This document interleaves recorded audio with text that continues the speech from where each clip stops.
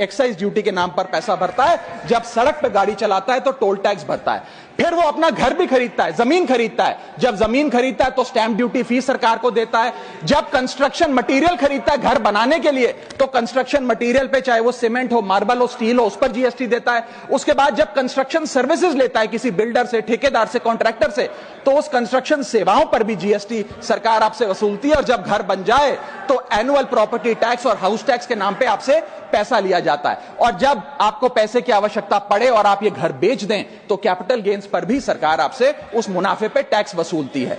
और इस बीच शादी तो रह ही गई, फिर इंसान शादी करता है, इस बीच तो बैंक्वेट हॉल बुक करता है, उस बैंक्वेट हॉल की बुकिंग पे टैक्स भरता है, शामियाना, खाना, केटरिंग सर्विसेज लेता है, उस पर जीएसटी भरता है, ज्वेलरी खरीदता है, उस पर जीएसटी भरता है, कपड़ा शेरवानी सिलवाता है, कुर्ता पजामा, सूट पैंट, उस पर जीएसटी भरता है, यहां तक कि वेडिंग इनविटेशन से लेकर ब्राइडल मेकअप से लेकर हनीमून के ट्रैवल तक हर चीज पर सरकार आपसे जीएसटी वसूलती है। सातवीं अवस्था सरकार जीवन की वो है रिटायरमेंट। इस फेज में इंसान चाहता है आरामदायक जीवन जिया जाए, जो जीवन में कमाया उस कमाई के सहारे उसकी इंटरेस्ट पर, पेंशन पर जिया जाए। लेकिन इस अवस्था में भी सरकार पेंशन और इंटरेस्ट इनकम पे आपसे टैक्स लेती है।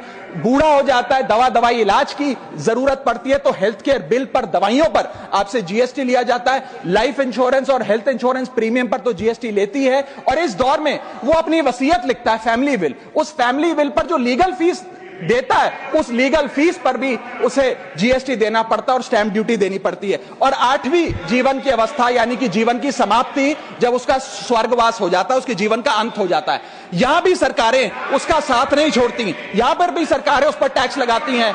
जब कोई इंसान मरता है तो उसके अंतिम संस्कार में देसी घी, चंदन, वुड, नारियल, इत्तर जैसा सामान इस्तेमाल होता है, उस पर भी जीएसटी लगता है। और जब उसके मरने के उपरांत अखबार में ऑबिचरी की इश्तेहार छपाया जाता है, उस पब्लिकेशन ऑफ ऑबिचरी न्यूज़पेपर पर भी 5% सरकार जीएसटी लेती है। और मरने के बाद जब प्रॉपर्टी उसके बच्चों को या परिवार वालों को दी जाती है, उस म्यूटेशन पर भी सरकार आपसे ड्यूटी सेस लेती है।